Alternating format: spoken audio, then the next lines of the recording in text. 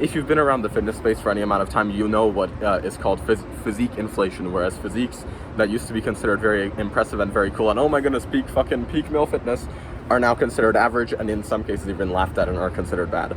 The same thing is happening. Sorry, there's just a gentleman pointing over there.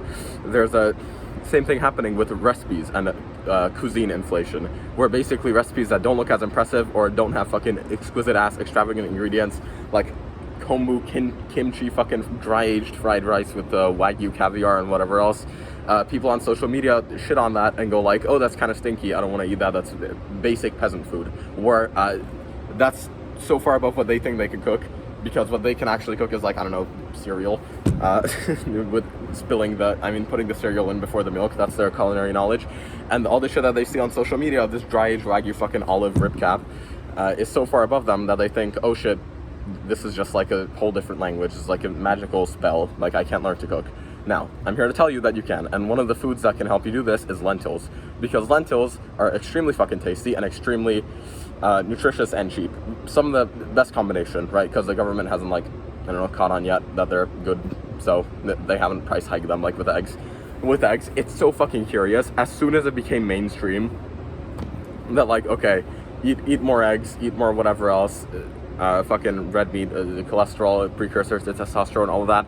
As soon as that became mainstream, the price of eggs started getting fucking sky high. Now with lentils, this is no problem because it's like a, I don't even know, is it a grain? It makes it sound worse if it is a grain. It's a legume, it's a plant, basically, that has everything you need, everything that's good for you. Not everything you need, but you know what I mean. It's an amazing food source, and I will be talking to you now about how to cook it, what the benefits are. Now the macros are wonderful in that they can act as a carb / protein if you're a fucking, I don't know, vegan, Alex Leonidas maxing, and 405 bench, Alpha Destiny maxing, and you want to be vegan, build muscle naturally on a vegan diet, whatever the fuck. They're very good for that. Legumes are goated for that. And if you're a meat eater, then you can have them as a carb, right? Because they have a lot more protein than a bunch of carbohydrates, and they're just good for you. They're good for your fucking microbiome. It's very wholesome food. In Hungary, people would eat lentils. My family still does eat lentils at New Year's because it's supposed to make you rich. Because it's like the lentils are like little coins or something. Then when you eat, you get good luck and you basically get good fortune for the rest of the year. Now, in how to cook them, the Hungarians there make it a soup, which is sometimes fucking less than ideal. It's not the tastiest. And lentils, in my opinion, are better thicker. But some other people who do cook them thicker also kind of fucking just like dilute them too much. Like, sure, it's thick, but it's just watery and like shitty and like homogeneous mixture. So let me give you a few pointers. Pointer number 1, cook it in some sort of broth, or if not, use stock cubes. This is what I do. This is what my mom does, is that she puts stock cubes in the fucking, when she makes lentils, because that's one of her favorite things to make. She puts a stock cube in there, she puts some chicken stock powder even. Yeah, sure, it has MSG, yeah, sure, it has everything that's bad for you. Use fucking chicken stock, store-bought or homemade if you can afford it. Sure, not if you can afford it, if you can have the patience and the time. The chicken stock powder or cubes last you forever, and they're cheap as shit, and they're very tasty. So, cook them in that. I'll put some ratios up on the screen right now. Right now, I don't have it memorized because this is still I'm not a lentil expert, right? I just very much value I understand their value, and this is why I'm making this video. They work very well with sour cream at the end, right? And also make sure to season them. Lentils can take a good amount of salt. They're one of those things whereas eggs, you salt them a little bit, and it's like a little bit fucking, like you sprinkle on little Salt Bay, like Laret Post Salt Bay Pronator 7, like sprinkle on, and it just like, it gets salted to shit. It like, just a little bit of salt is way too much for eggs. Lentils are the opposite. Lentils and potatoes can take a shitload of salt for whatever reason. They're starchy, they're whatever else. They can absorb it. Now, one of the best spices that can work well with this is curry powder. Curry powder is absolutely fucking banger, bombaclat, level 900 yacht level of flavor booster for lentils. So stock powder, a bunch of salt, bunch of pepper, paprika, you can maybe try, garlic powder, onion powder I recommend, cumin, and curry powder. So, oh, and also pepper. White pepper, not so much. There are a very limited amount of things that white pepper is good in, and lentils are already like relatively black. Oh yeah, the red versus blue Fortnite 50v50. I don't know, like what color of lentils you should get. I don't know if that makes a difference. I honestly haven't noticed that big of a difference. So my humble opinion, we always just get like the green ones, right? Like the greenish brown ones. So that's how I'm acquainted with. And those respond very well to the spices I mentioned before. Curry powder, fucking garlic powder, salt, pepper, onion, whatever else. And what else? Yeah, they respond well, I think I said already, to sour cream at the end of their cooking process. Not cheese, not any other dairy. I wouldn't put any other dairy in that. Olive oil. Lentils take very, very well to olive oil. They're like minestrone levels of like absorption. I'll put the anomaly gif on there to be funny. But essentially, these are the spices that work well. If you like these no bullshit, no like holds barred, fucking quick, straightforward explanations, you can find more of them if you click down below. You can find more. They'll be less quick because they'll be more in depth, but that's a trade-off. Down in my paid course down below, so please check that out. So, as for the downsides of lentils, kind of coming off of the lentil high, and then we're going to talk about the nutritional power scale later to end things on a high note. So, the only downside of lentils is the digestive, I wouldn't say issues, maybe, they cause not exactly bloating. Basically, you will fart fucking everywhere and it will smell like absolute anus. And if you're like me, I don't know if you have similar genetics to me, maybe some other people can tolerate them better, but this is definitely something that it won't. Some foods will make your breath smell like fucking asshole and nipple hairs. This isn't one of them. This like is usually fine, but afterwards, what comes out the other end, it's super gross, super whatever. But this is what no one talks about, and I want to give you the actual like realistic downside, which is that your farts will smell like fucking anus. And so the food itself is also pretty fragrant, especially if it's cold or not if it's heated. If it's hot, then it smells nice. But the lentils themselves, when they're like room temperature or like even God forbid cold, it's one of those things where like if you take it with you to school or to work and you open it, like people will like you less for that, right? Because it'll just assault their fucking noses with a not nice scent. So as overpowered as they are, because they can work as both a carb and a protein, this is my favorite thing about them, is that a bunch of carbs are like pretty unnecessary. Like rice is fucking unnecessary as shit, pasta is, because there's no like nutrition in that other than like carbs, energy, sure. But lentils have a bunch of protein. Lentils have, I think, iron. Again, we'll do the nutritional power scale tiny bit later, just in a very little bit.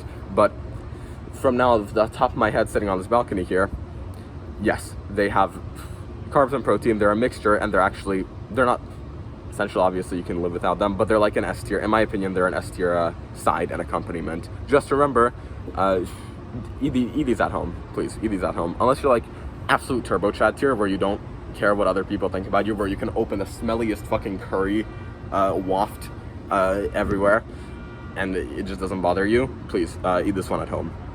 Let's head back on inside. I say back on, well, I'm not home right now, I'm out in public fucking recording this, but let's head back inside and then get to the nutritional power scale.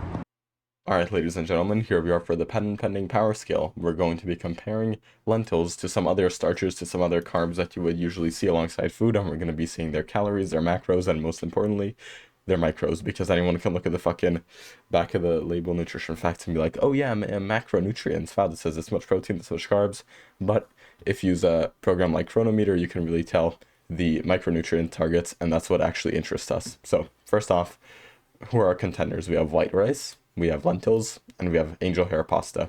So they're all going to be around the 220, 230 calorie mark. You can see right over here, white rice has the least amount of calories, lentils have the most. Shocker. So their carb distribution for pasta and rice is pretty similar. The only thing is angel hair pasta apparently has some sort of fat. Yeah, probably because they use some remnants of egg yolk in it. Now, here's what I want you to pay attention to. 8 grams of protein, 4 grams of protein, 17.9. So more than doubles all the other ones, right? And this in itself is not that much, but it's like almost a protein bar's worth. So, and this serving size is 1 cup, by the way, as you can see right over here. So it's almost an extra protein bar's worth just by switching your side to a lentil. Now, the net carbs do have to go down, which is actually good if you're cutting. But it balances out with, yeah, as you can see over here. So now we go down here. Look at how stacked this is. Now, since not many of the boxes are green, you might be thinking, oh wow, but this is maybe a little bit less than I was expecting. Here's what I want you to be looking at, because this isn't where the bulk of your nutrition will be coming from. It's only the side dish. So look at how relatively fucking skimpy the vitamin and mineral section right over here is. So look, we got all our B vitamins right over here, which is important for energy function. We got our folate, which is great for oh look, it even has a description right here.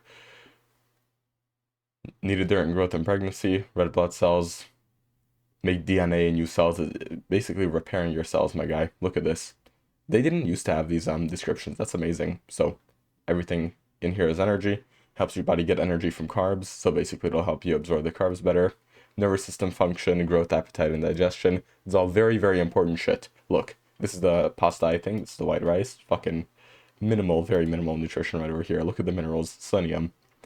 Antioxidant, yeah, selenium. It also counteracts copper or like mercury. So you don't get mercury poisoning from the tuna that you eat.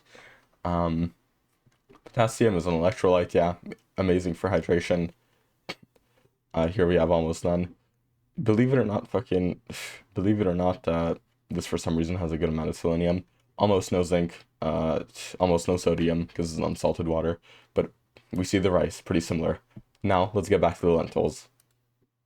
Look at the difference between that and that. That and that. Hold on. This and that. Absolutely ridiculous. Has a bunch of zinc, one of the most important minerals for testosterone, right? Look over here, folate.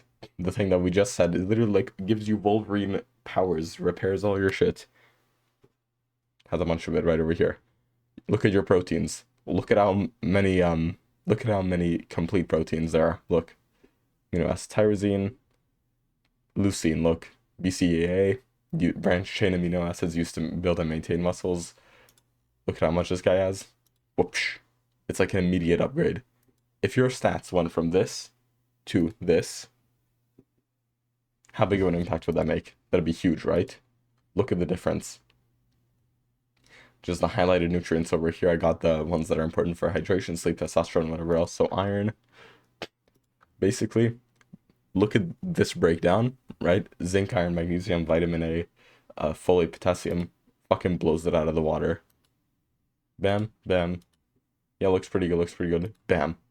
Absolutely ridiculous. So as you can see here, lentils nutrition-wise, regardless of the taste, if you like it or not, which you can make it a variety of ways, you can see nutrition-wise, they absolutely blow these other two very, very common side dishes out of the water.